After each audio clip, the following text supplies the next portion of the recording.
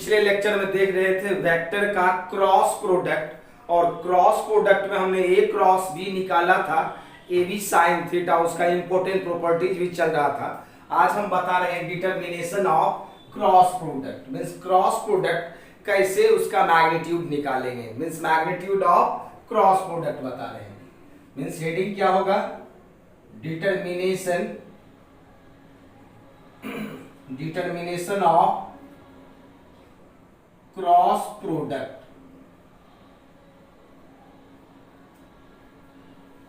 इतना तो याद होगा आप लोग को कि ये वेक्टर ए था और ये वेक्टर बी था। अगर हम ए क्रॉस बी करते थे, ये थीटा एंगल मीन्स ए क्रॉस बी करते थे तो ये मेरा आता था ए बी साइन थीटा, और एन कैप यूनिट वेक्टर होता था क्योंकि दो वेक्टर का क्रॉस प्रोडक्ट जो होता है वेक्टर क्वांटिटी होता है। इसका डिनोटेशन है, अगर सर्किल के अंदर में ऐसे डॉट रहेगा और सर्किल के अंदर में अगर क्रॉस है तो डॉट है तो इसका मतलब होता है अप, क्रॉस है तो इसका मतलब होता है डाउन। मीन्स ये होता है जेड एक्सिस, इसको जेड एक्सिस कहते हैं, इसको जेड डैश एक्सिस कहते हैं। क्लियर है, इसको के कहते हैं, इसको माइनस के कहते हैं। ठीक है, अगर सर्किल के अंदर में डॉट रहेगा तो वर्टिकली आउटवर्ड, सर्किल के अंदर में क्रॉस तो वर्टिकली डाउनवर्ड। चलते हैं क्रॉस प्रोडक्ट का वैल्यू कैसे कैलकुलेट करते हैं। हमने लेट कर लिया ये एक कोई भी एक वेक्टर है, ये एक्स एक्सिस है, ये वाई एक्सिस और ये जेड एक्सिस। क्लियर है, और यहां पर फिर ये मेरा एक्स एक्सिस है और ये वाई एक्सिस है और ये जेड एक्सिस। इसको कर देते हैं हम वाई, इसको कर देते हैं जेड। क्लियर है, और ये भी कोई भी वेक्टर है बी। ठीक है, ये वेक्टर ए है जो एक्स वाई और जेड प्लेन में है, यहां भी वेक्टर बी है मेरा एक्स वाई और जेड प्लेन में। इसका एक्स कंपोनेंट जो होता था आई ए एक्स होता था, y component j a y और z component k a z. Similarly इसका x component i B x, y component j B y और z component k B z. तो वेक्टर ए हम लिखते थे, अगर ये वेक्टर ए है तो इसको हम लिखते थे आई ए x plus J a Y plus के ए जेड। क्लियर है, अब वहां पे अगर हम लिखे vector B, this is equal to I B x plus J B Y plus के बी जेड। क्लियर है, अब हमको ए क्रॉस बी निकालना है, ए क्रॉस बी निकालना है इसका। तो ए क्रॉस बी, तो वेक्टर ए क्या आया है मेरा आई ए x plus J a Y plus के ए जेड। क्लियर है, इसको क्रॉस कर देंगे हम, इसको i B x plus J B Y plus के बी जेड। क्लियर है, जब हम ए क्रॉस बी निकालते हैं, ए क्रॉस बी, इसको हम डिटर्मिनेंट मेथड से लेते हैं। यहां पे पहले आई निकालते हैं, या नहीं तो आप इसको पहले ऐसे लिख दो, ए क्रॉस बी अगर हम निकालना है डिटर्मिनेंट मेथड से तो इसका वैल्यू होगा, हमने यहाँ पर लिखा आई, यहाँ पे जे, यहाँ पे के, और यहाँ मेरा क्या है, ये है ए एक्स, ये है ए वाई, ये है ए जेड। वेक्टर बी कितना है मेरा बी एक्स, ये मेरा है बी वाई और ये कितना है बी जेड। क्लियर है यहां तक।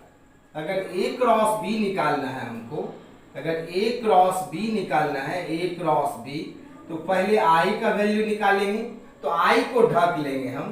तो आई को ढक लेंगे तो हमको क्या नजर आ रहा है, a y a z b y b z. तो यहां पर हमने लिखा a y a z b y b Z. Clear है, तब हम जे निकालेंगे तो डिटर्मिनेंट का मेथड है कि फर्स्ट टर्म पॉजिटिव होता है, सेकेंड नेगेटिव, फिर पॉजिटिव, फिर नेगेटिव।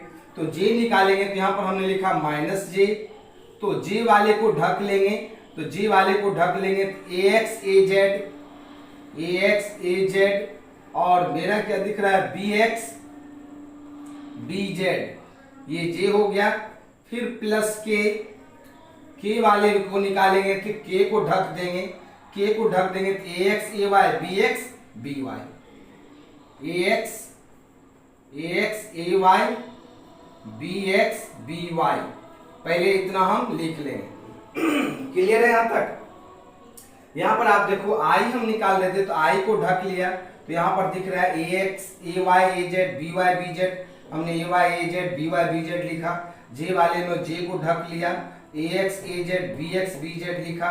फिर के वाले को ढक लिया, a x a y b x b y लिखा। क्लियर है? अब हम यहाँ पे लिख रहे हैं ए क्रॉस बी इक्वल होगा, ये आई है, हम क्या करते हैं इसको मल्टीप्लाई करते हैं, क्या हो जाएगा ए वाई बी जेड, उसमें से माइनस कर देते हैं इसको, ये दोनों को मल्टीप्लाई करके ए जेड बी वाई, ये मेरा आई निकल गया। क्लियर है? अब हम जे निकालते हैं, जे निकालेंगे तो फिर क्या करेंगे, ये दोनों को मल्टीप्लाई करेंगे, क्या हो जाएगा ए एक्स बी जेड माइनस इसको माइनस कर देंगे ए जेड बी एक्स। क्लियर है यहां तक?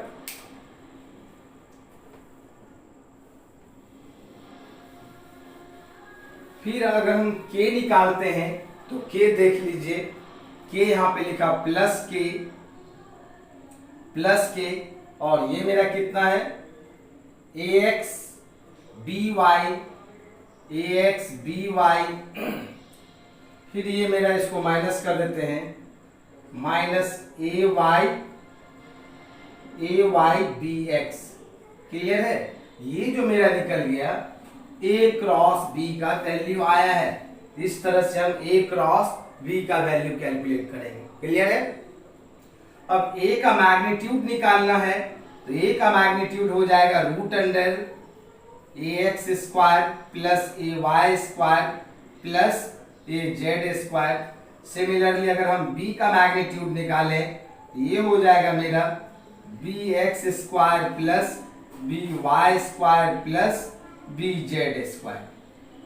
तब हम पढ़े हैं a cross b equal to a का मैग्नीट्यूड और बी का magnitude sine theta. So sine theta is equal to a cross b divided by a का मैग्नीट्यूड और बी का मैग्नीट्यूड, और सारे वैल्यू को इस इक्वेशन में पुट करते हैं तो थीटा को हम कैलकुलेट कर सकते हैं क्या होगा। क्लियर है यहां तक? ये मेरा क्रॉस प्रोडक्ट था। अब क्रॉस प्रोडक्ट का फिजिक्स में जो एग्जाम्पल है, क्रॉस प्रोडक्ट का एग्जाम्पल, इसका डायरेक्शन लेने के लिए राइट हैंड थंब रूल और स्क्रू रूल पिछले लेक्चर में ही बता चुके हैं। अब ए क्रॉस बी का जो एग्जाम्पल है, मींस क्रॉस प्रोडक्ट का पहला एग्जाम्पल है, एग्जाम्पल हम पढ़ेंगे, चैप्टर आएगा तो टॉर्क।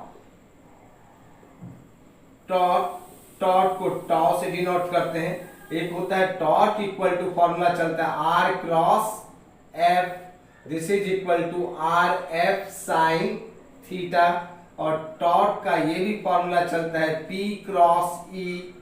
पी जहां हम पढ़ेंगे इलेक्ट्रोस्टैटिक्स में पढ़ते हैं 12th क्लास में, P E sine theta. P को कहते हैं इलेक्ट्रिक डायपोल मोमेंट, और ई जो है मेरा इलेक्ट्रिक फील्ड है। क्लियर है? फिर टॉर्क का ये भी फॉर्मूला चलता है m cross b, this is equal to M B sine theta, और यहाँ m जो होता है ये होता है मैग्नेटिक डायपोल मोमेंट, और ये b जो होता है ये होता है मैग्नेटिक फील्ड। क्लियर है? ये सब मेरा क्रॉस प्रोडक्ट का एग्जाम्पल है। अब हम क्रॉस प्रोडक्ट का क्वेश्चन देखते हैं कैसा होता है। एक दो क्वेश्चन करवाते हैं।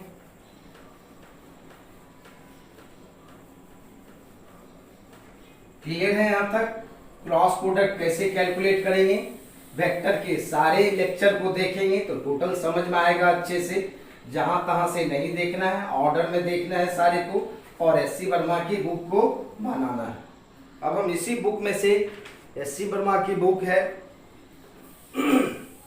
क्वेश्चन नंबर 15 है, एससीवी का क्वेश्चन नंबर 15 है, जो वेक्टर का है। दिया हुआ है if vector A equal to 2i plus 3j plus 4k, 2i plus 3j plus 4k and vector b equal to, b दिया हुआ है 4i plus 3j plus 2k।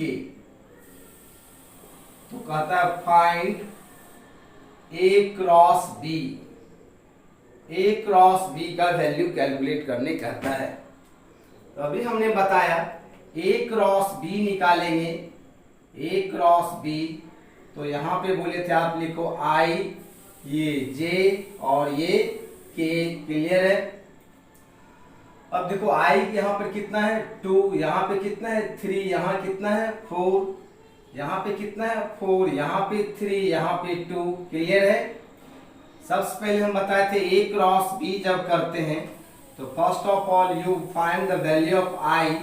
तो i को ढक लेंगे तो यहाँ बचेगा 3 4 3 2, फिर माइनस j को ढक लेते हैं तो 2 4 4 2, फिर प्लस k को ढक देते हैं तो 2 3 4 3। क्लियर है? a क्रॉस b हो जाएगा i, यहाँ पे बोले तो इसको मल्टीप्लाई करना है, 3 2 जा 6 माइनस 4 3 जा 12। क्लियर है? फिर माइनस j, और यहाँ पे निकालेंगे इसका 2 2 जा 4 माइनस 4 4 जा 16, प्लस k 3 2 जा 6 माइनस 4 3 जा 12। तो a क्रॉस b का वैल्यू आ गया है मेरा, a क्रॉस b का वैल्यू -6i, यहाँ पे हो जाएगा माइनस माइनस ये प्लस हो जाएगा 12j प्लस माइनस हो जाएगा 6k। This is the value of a cross b। अब a क्रॉस b का मैग्नीट्यूड निकालना है, a क्रॉस b का मैग्नीट्यूड निकालेंगे। दिस इज ये 3 डायमेंशन में है तो ये -6 का स्क्वायर प्लस 12 का स्क्वायर प्लस -6 का स्क्वायर का अंडर रूट, ये 6 6 जा 36, 144 प्लस 36, ये सब को जोड़ेंगे 6 6 12 4 16। ठीक है? 4 3 7 3 10 1 11 और 1 1 2, 216 आता रूट अंडर। अब इसका रूट निकाल लेंगे। ये a क्रॉस b का मैग्नीट्यूड आ गया।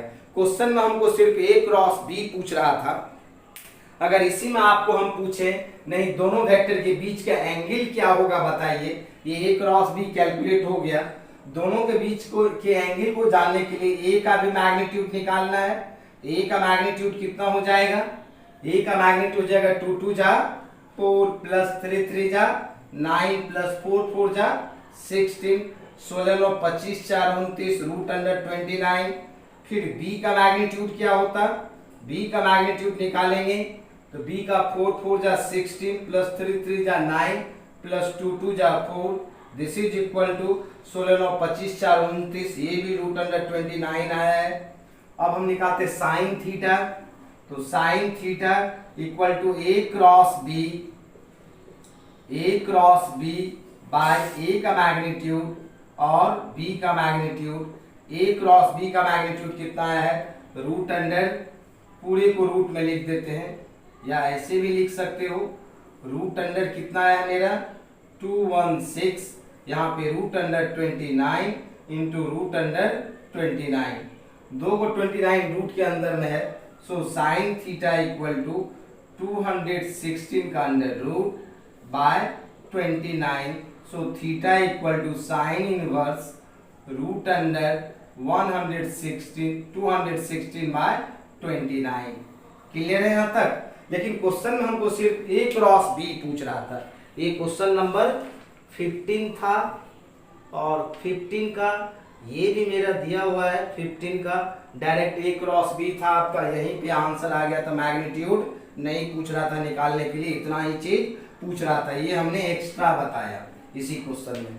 क्लियर है? नेक्स्ट क्वेश्चन देखते हैं। नेक्स्ट क्वेश्चन देखते हैं इसी बुक का।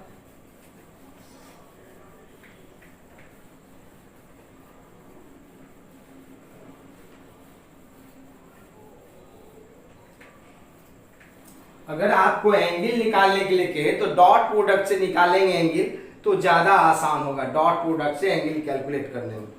अब यहाँ पे हम देखते हैं क्वेश्चन नंबर 15 हो गया। क्वेश्चन नंबर 16 क्या है? क्वेश्चन नंबर 16 एससीबी का ही है। क्वेश्चन नंबर 16 कह रहा है if three vectors a b and c are mutually perpendicular then to show that c cross vector a cross b is equal to 0। Question में कह रहा है कि तीनों वेक्टर एक दूसरे के म्यूचुअली परपेंडिकुलर है, तो आप प्रूव करके बताइए c cross vector a cross vector b equal to 0। हम क्या करते हैं, तीनों वेक्टर को एक दूसरे के परपेंडिकुलर ले लिया। ये x एक्सिस है, ये y एक्सिस और ये z एक्सिस। इधर वेक्टर a है, ये है मेरा वेक्टर b और ये है मेरा वेक्टर c। क्लियर है यहाँ तक? अब आप देखो इधर वाले को हम कहते हैं i, इसको कहते हैं j, इसको कहते हैं k। हमको प्रूफ क्या करना है, इतना का क्रॉस प्रोडक्ट क्या होगा, 0 होगा। तो हम चलते हैं फ्रॉम LHS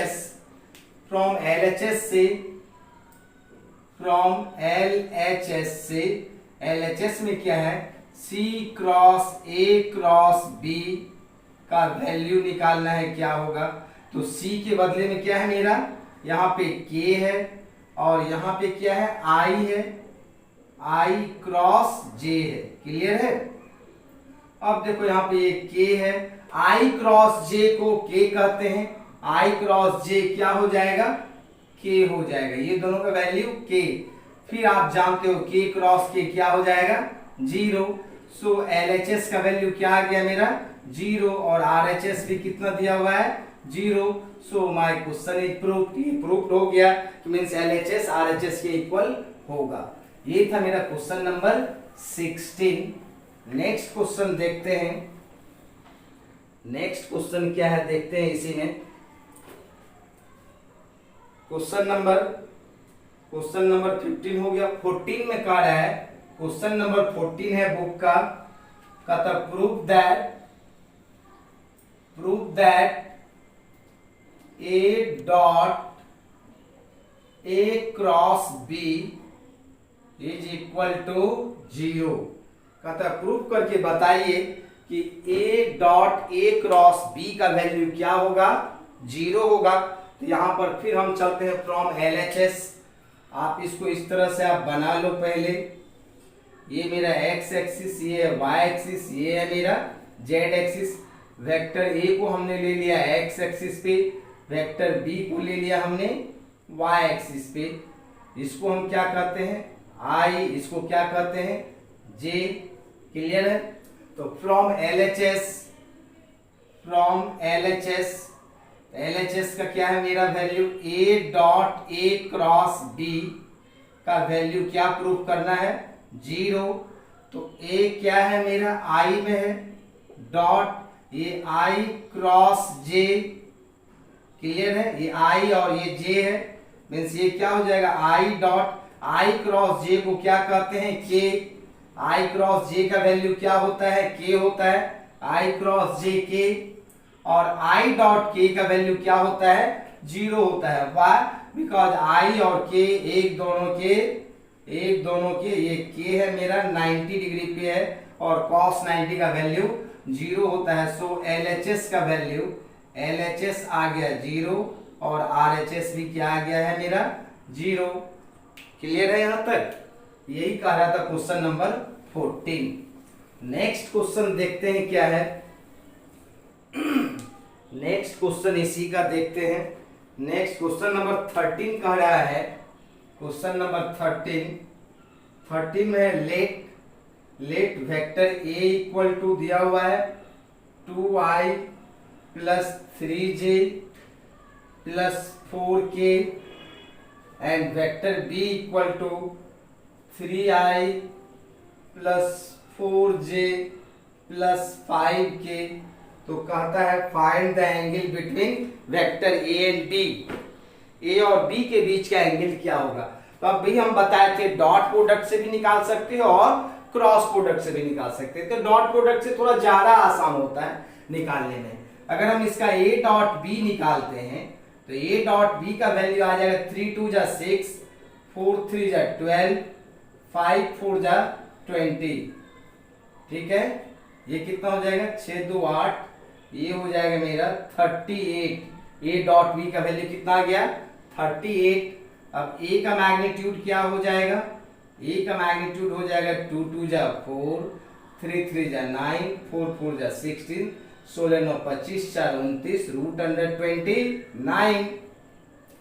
फिर बी का मैग्नीट्यूड क्या हो जाएगा, बी का मैग्नीट्यूड निकालेंगे 3 3 जा 9, 4 4 जा 16, 5 5 जा 25, ये हो जाएगा मेरा 50। ठीक है, इसको हम लिख सकते हैं 5√2। क्लियर है, ये मेरा हो जाएगा 5√2, 25 25 2 50, 16 9 25 50। अब हमको निकालना है एंगल, तो cos थीटा इक्वल टू हम पढ़े हैं a dot B bye a का मैग्नीट्यूड और b का मैग्नीट्यूड। तो a डॉट बी का वैल्यू कितना आ रहा है मेरा 38, ये कितना आ रहा है root under 29 into root under 2 into 5। तो मेरा थीटा इक्वल टू हो जाएगा कॉस इनवर्स, आप इसको मल्टीप्लाई कर दो 38, यहाँ पे 5 बाहर कर लेते हैं, root under 29 plus 29 into 2। This is the angle between two vector. अब इसी में हमको कहता है क्रॉस प्रोडक्ट निकालो, तो क्या होगा। ये तो क्वेश्चन में इतना ही पूछ रहा था, 13 नंबर का क्वेश्चन में इतना ही कह रहा था सिर्फ एंगल निकालिए, तो ये एंगल कैलकुलेट हो गया। अगर इसी में हमको कहता है क्रॉस प्रोडक्ट क्या होगा, ए क्रॉस बी का वैल्यू क्या होगा। तो ए क्रॉस बी का वैल्यू अगर हम निकालें ए क्रॉस बी, तो अभी हमने आपको बताया ए क्रॉस बी निकालेंगे।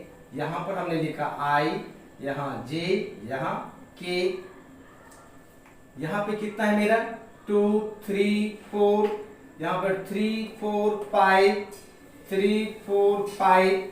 अब ए क्रॉस बी हो जाता मेरा ए क्रॉस बी, यहां पे पहले हम आई का वैल्यू कैलकुलेट करेंगे, आई को ढक लेंगे तो 3 4 4 5, फिर माइनस जे, जे को ढक लेंगे तो 2 4 3 5 है, फिर प्लस के, के को ढक लेंगे तो 2 3 3 4 है।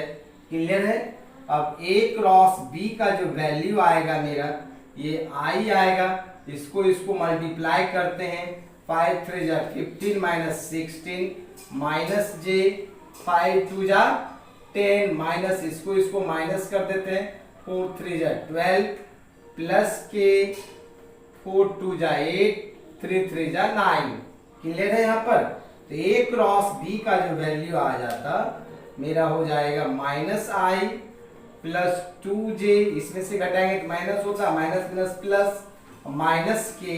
This is the value of A cross B. Clear है। अगर ए क्रॉस बी का मैग्नीट्यूड निकालना है, ए क्रॉस बी का मैग्नीट्यूड कह दे निकालने के लिए, यहाँ पर हो जाएगा -1 का स्क्वायर प्लस 2 का स्क्वायर फिर -1 का स्क्वायर। क्लियर है। ये मेरा -1 का 1 प्लस 4 प्लस 1, ये मेरा हो जाता √6। ये मेरा हो जाता ए क्रॉस बी का वैल्यू।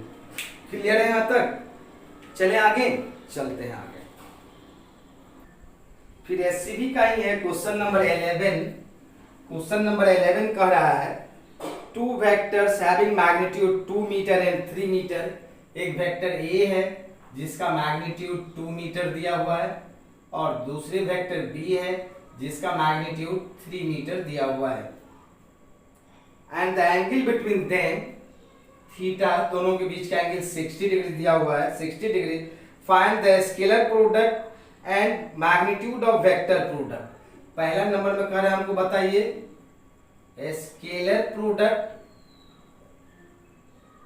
और दूसरा नंबर में कह रहा है magnitude of vector product. Means हमको कह रहा है डॉट प्रोडक्ट बताइए और क्रॉस प्रोडक्ट क्या होगा। तो ये नंबर हम बताते हैं पहले। ए डॉट बी का वैल्यू होता है ए का मैग्नीट्यूड और बी का मैग्नीट्यूड कॉस थीटा, और ए का मैग्नीट्यूड कितना दिया हुआ है 2, बी का मैग्नीट्यूड 3 कॉस 60 डिग्री। क्लियर है? ये क्या हो जाएगा 6 कॉस 60 का वैल्यू 1/2, ये कैंसिल, मीन्स 3 मीटर स्क्वायर। इतना metre into metre, metre square. अब नंबर बी में कह रहा है वेक्टर प्रोडक्ट, तो ए क्रॉस बी, ए का मैग्नीट्यूड फिर बी का मैग्नीट्यूड साइन थीटा, ए का magnitude 2 into 3 into sine 60 degree. ये हो जाएगा मेरा 6 साइन 60 का √3/2, सो 3√3 मीटर स्क्वायर। क्लियर है? यहाँ तक क्लियर है? ये मेरा 11 नंबर का था। अब आपको एससी वर्मा का एक्सरसाइज का वेक्टर का मैक्सिमम क्वेश्चन हम करवा चुके हैं। कुछ एक दो बच्चे हमको बुक का जो सॉल्व एग्जाम्पल का क्वेश्चन था वो पूछ रहे थे, तो हम एक क्वेश्चन बनवा रहे हैं आपको। क्वेश्चन सॉल्व एग्जाम्पल का क्वेश्चन नंबर 4 है, एससीबी का ही है। सॉल्व एग्जाम्पल का क्वेश्चन नंबर 4। क्वेश्चन नंबर 4 में गिवन है ये इस तरह से है, ये एक्स एक्सिस है और ये एक्स डैश, ये वाई एक्सिस है, ये वाई डैश है, और यहाँ पे ओ है, ये मेरा ओ ए है। ओ ए कोई एक वेक्टर है जो 30 डिग्री एंगल बना रहा है। एक वेक्टर ये सी है, ओ सी कोई वेक्टर है जो 45 डिग्री एंगल बना रहा है, और एक वेक्टर यहाँ पे बी है, ओ बी, जो हमको 60 डिग्री एंगल बना रहा है। तो क्वेश्चन में पूछ रहा है find the direction of find the direction of OA plus OB minus OC। इसका डायरेक्शन पूछ रहा है, तो निकालते हैं इसका डायरेक्शन क्या होगा। यहां तक क्लियर है आप लोग को? यही पूछ रहा है इसका डायरेक्शन, ये एक्स डैश है। तो इस तरह के क्वेश्चन को बनाने के लिए आपको हम बताए थे, आप इसको लेट कर लो वेक्टर ए, इसको हमने लेट कर लिया वेक्टर बी, इसको लेट कर लिया vector C. Means vector C का मैग्नीट्यूड ओ सी है, वेक्टर ए का मैग्नीट्यूड ओ ए है, और वेक्टर बी का मैग्नीट्यूड ओ बी है। इस तरह के क्वेश्चन को सॉल्व करने के लिए आपको हमने बताया कि यहाँ पे हम लिख देते हैं इधर x कंपोनेंट, और यहाँ पर हमने लिख दिया y कंपोनेंट। क्लियर है? तो सबसे पहले हम कंपोनेंट लिख देते हैं, कितना होगा वेक्टर a का, और सारे का मैग्नीट्यूड दिया हुआ है, कितना है देख लेते हैं। सारे का मैग्नीट्यूड इक्वल है, मीन्स यहाँ पे जो दिया हुआ है कहता है a का मैग्नीट्यूड इक्वल है, b का मैग्नीट्यूड इक्वल है, c का मैग्नीट्यूड सब इक्वल है। ये भी मेरा a है और इसका भी मैग्नीट्यूड कितना है a ही है। अब एरो हटा देते हैं, इसका भी मैग्नीट्यूड कितना है a है। सब वेक्टर इक्वल मैग्नीट्यूड का है, तो इसका इधर कंपोनेंट हो जाएगा a cos थीटा हो जाएगा इसका कंपोनेंट। इसका कंपोनेंट क्या हो जाएगा मेरा a cos 30 डिग्री। क्लियर है? तो इसका वैल्यू हो जाएगा मेरा a cos 30 का √3/2 मीन्स √3a/2। क्लियर है? फिर इसका y कंपोनेंट हो जाता है मेरा a sin 30 डिग्री, और इसका वैल्यू हो जाएगा a sin 30 का 1/2, so it's value is 1/2। Clear है? अब हम c का कंपोनेंट निकाल लेते हैं, वेक्टर c का। तो वेक्टर पहले वेक्टर b का कैलकुलेट कर लेते हैं। ओ ए plus O B minus O सी का था, ओसी के डायरेक्शन को चेंज करना है। तो वेक्टर बी का कंपोनेंट, इसका भी मैग्नीट्यूड ए है, जो एक्स एक्सिस से कितना एंगल बना रहा है 60 डिग्री। ये पहला कंपोनेंट था, ये भी मेरा पहला था। अब दूसरा देखते हैं इसका भी नंबर 2। ये जो मेरा है वेक्टर ए 60 डिग्री एंगल बना रहा है, ये हो जाएगा मेरा ए कॉस 60 डिग्री। इसका वैल्यू होता है 1/2, so its magnitude is equal to a/2। अब आप देखो ये मेरा first, second, third, fourth quadrant में है, तो इसका y कंपोनेंट नेगेटिव होगा, माइनस ए साइन 60 डिग्री। ये हो जाएगा मेरा माइनस a√3/2। तो मेरा इसका भी निकल गया। नंबर थर्ड में कह रहा है मेरा, थर्ड में कौन सा वेक्टर है, वेक्टर सी है, और वेक्टर सी का भी मैग्नीट्यूड ए है, जो एक्स एक्सिस से 45 डिग्री एंगल बना रहा है। तो जगह माइनस ए कॉस 45 डिग्री, माइनस इसलिए कि एक्स कंपोनेंट पे उसका, एक्स एक्सिस पे इसका कंपोनेंट नेगेटिव होगा, और इसका वैल्यू होता है 1/√2, so it's value is a/√2। अब इसका तीसरा का y component a sine 45 degree, और ये कंपोनेंट पॉजिटिव होगा, तो पॉजिटिव होगा तो क्या हो जाएगा मेरा a साइन 45 का 1/√2, इतना आ गया। क्लियर है। अब हम निकाल लेते हैं x कंपोनेंट। तो x कंपोनेंट कितना आ गया मेरा, √3a/2 plus a/2 minus a/√2।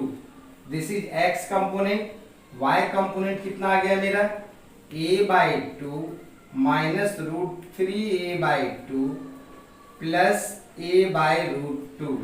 अगर हमको डायरेक्ट कहता कि रिजल्टेंट एंड डायरेक्शन बताइए, तो डायरेक्शन का फॉर्मूला होता है y/x, लेकिन यहाँ पे हमको कह रहा है ओ ए plus O B minus O सी का डायरेक्शन बताइए।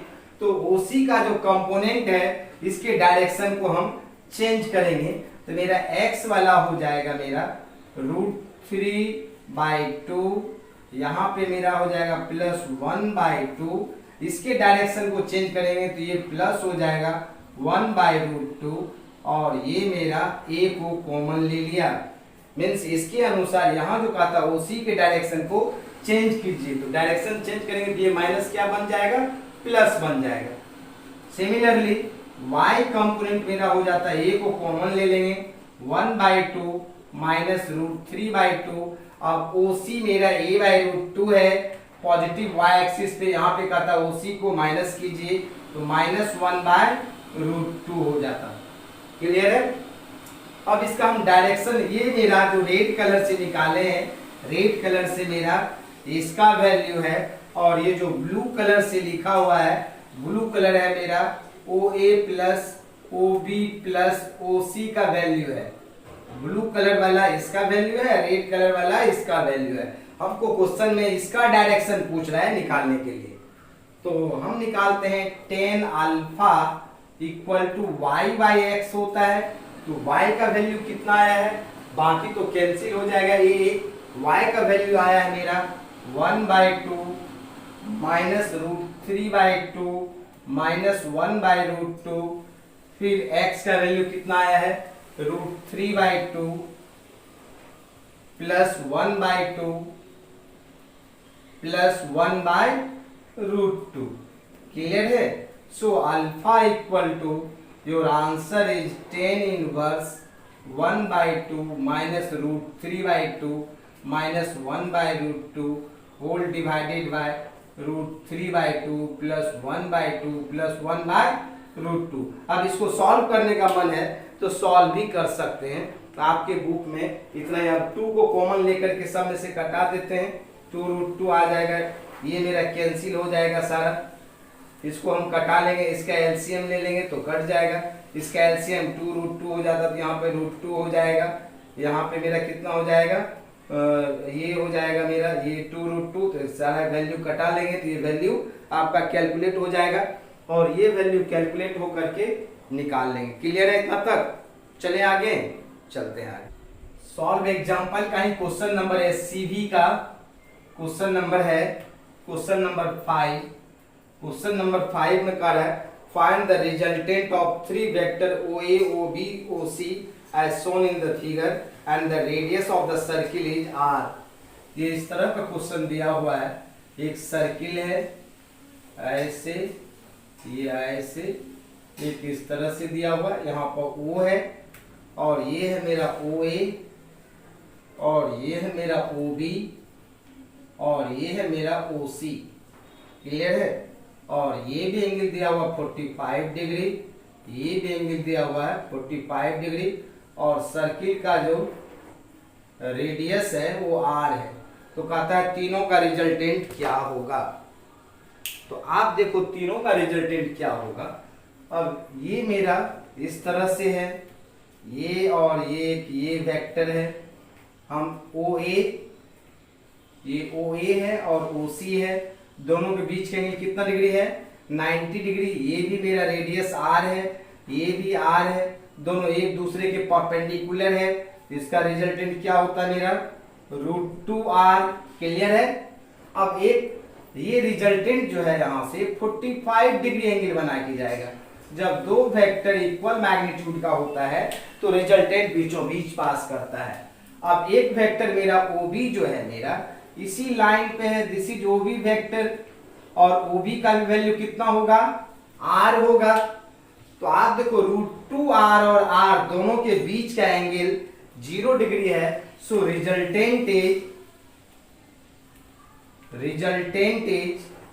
रिजल्टेंट हो जाएगा मेरा R प्लस √2R और R को कॉमन ले लेंगे 1 plus √2। This is your answer. Clear है यहां तक? नेक्स्ट क्वेश्चन देखते हैं। क्वेश्चन नंबर 6 क्या कह रहा है। क्वेश्चन नंबर 6 में है the resultant of vector OA OB is perpendicular to OA, then find the angle between vector AOB as shown in the figure। इस तरह से डायग्राम दिया हुआ है, ये डायग्राम दिया हुआ है, ये जो है मेरा OA है और ये जो है OB है। क्लियर है? और ये दोनों के बीच का एंगल पूछ रहा है थीटा क्या होगा बताइए। और ये है मेरा 4 मीटर, ये है मेरा 6 मीटर।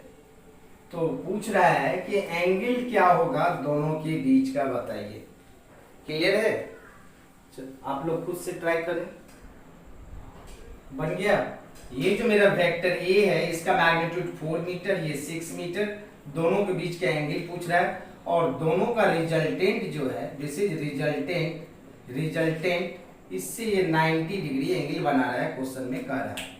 तो आपको देखो हमने पैरेललोग्राम लॉ बताया था, आप इसके पैरेलल ऐसे लाइन खींच दो, इसके पैरेलल ऐसे लाइन खींच दो। अल्फा 90 डिग्री दिया हुआ है, अल्फा कितना दिया हुआ है 90 डिग्री। याद है vector law of addition parallelogram law बताए थे इस तरह से। तो ये एंगल अल्फा हुआ करता था, ये एंगल बीटा हुआ करता था। तो ये वाला एंगल मेरा क्या है बीटा। तो बीटा कैलकुलेट कर लेते हैं। ये मेरा राइट एंगल ट्रायंगल है, ये 90 डिग्री है। तो ये मेरा कितना हो जाएगा परपेंडिकुलर है, तो परपेंडिकुलर है तो इसको सॉल्व करेंगे। तो sign beta equal to P/h। तो परपेंडिकुलर मेरा ये 4 है तो ये 4 मीटर होगा, ये 6 है तो 6 मीटर होगा। पैरेललोग्राम का आमने सामने का साइड इक्वल होगा। तो ये मेरा हो जाएगा 4/6 means 2/3। So beta equal to sine inverse 2/3। Therefore total angle theta कितना हो जाएगा अल्फा प्लस बीटा। तो थीटा इक्वल टू अल्फा का वैल्यू कितना है 90 डिग्री और बीटा कितना निकाले हैं साइन इनवर्स 2/3। इसको हम लिख सकते हैं cos inverse -2/3। So this is the angle between two vector. आप यहां तक भी कर दोगे तो आंसर सही हो जाएगा। ये मेरा sine 90 degree plus theta minus cos theta होता है, इसीलिए यहाँ theta equal to cos inverse -2/3 होगा। क्लियर है यहाँ तक? नेक्स्ट क्वेश्चन देखते हैं इसी का क्या है। अब वेक्टर का जो बुक का मन करे डिफरेंट बुक का बनाओगे। एम करीम के भी बुक में बहुत सारे क्वेश्चन दिए हुए वेक्टर का। एससी वर्मा का मैक्सिमम क्वेश्चन करवा ही दिया हूं मैंने। क्वेश्चन नंबर 7 में कह रहा है, क्वेश्चन नंबर 7 कह रहा है right the unit vector in the direction of vector, write the unit vector in the direction of vector a equal to 5i plus j minus 2k। कहता है write down the unit vector in the direction of vector 5i plus j minus 2k। Means unit vector लिखना है जिसका direction इसमें होना चाहिए 5i plus j minus 2k। तो हमने बताया था how will you give the direction of unit vector, means the direction of unit vector is given by vector divided by its magnitude to give the direction of unit vector। किसी भी vector को उसके magnitude से divide कर देते हैं तो वह यूनिट वेक्टर बन जाता है। पहले हम क्या करते हैं, इस ए वेक्टर का मैग्नीट्यूड निकाल लें। ये हो जाएगा मेरा 5 का स्क्वायर प्लस 1 का स्क्वायर प्लस माइनस 2 का स्क्वायर। क्लियर है? 5 का square 25 plus 1 plus 4 root under 30। ठीक है, ये मेरा हो जाएगा रूट अंडर 30। मीन्स ए का जो मैग्नीट्यूड आ गया है रूट अंडर 30 आया है। ठीक है, अब हम क्या करते हैं, यूनिट वेक्टर लिखने का तरीका है vector divided by its magnitude to give the direction of unit vector. किसी भी वेक्टर को उसके मैग्नीट्यूड से डिवाइड कर देते हैं तो वह यूनिट वेक्टर का डायरेक्शन देता है। और ये जो मेरा वेक्टर है 5i plus j minus 2k divided by root under 30। So your answer is 1 by root under 30। यहाँ पे 5i plus j minus 2k, this is unit vector, this is a unit vector in the direction of this vector. ये मेरा unit vector है, इसका इस direction में है। बताए थे यूनिट वेक्टर का डायरेक्शन कैसे लेते हैं, vector divided by its magnitude to give the direction of unit vector. Clear है? आप इसको अलग अलग भी करके लिख सकते हो या ऐसे भी लिख सकते हो। क्वेश्चन है, क्वेश्चन नंबर 8 है। क्वेश्चन नंबर 8 कह रहा है, क्वेश्चन नंबर 8 कहता है if the magnitude of vector a plus b is equal to the magnitude of vector a minus b, तो कहता है so that a vector a is perpendicular to vector b। कहता है अगर a plus b का magnitude equal है a minus b के magnitude का तो आप प्रूव करके बताएं कि दोनों वेक्टर एक दूसरे के परपेंडिकुलर है। a प्लस बी का मैग्नीट्यूड का फॉर्मूला क्या होगा, a square plus B square plus 2ab cos theta equal to, इसका क्या होगा, a square plus B square minus 2ab cos theta. यहाँ पे माइनस है, दोनों तरफ से अंडर रूट कैंसिल, और ए स्क्वायर से ए स्क्वायर, बी स्क्वायर से बी स्क्वायर, अंडर रूट भी कैंसिल। ये हो जाएगा 4ab cos theta equal to 0। So cos theta equal to 0 by 4ab, this is 0। Means cos theta equal to 0, cos 90 degree में होता है। So theta equal to 90 degree. Therefore vector A is perpendicular to vector B. Clear है? आप लोग किसी भी question को बनाएंगे, अगर कोई भी प्रॉब्लम होगा तो भेजेंगे। अब जो मेरा नेक्स्ट लेक्चर होगा वो बेसिक मैथमेटिक्स का होगा, तो वेक्टर यहीं पे एंड होता है। अब इसके बाद बेसिक मैथमेटिक्स होगा कल से। तो आज के लिए इतना ही, बाय।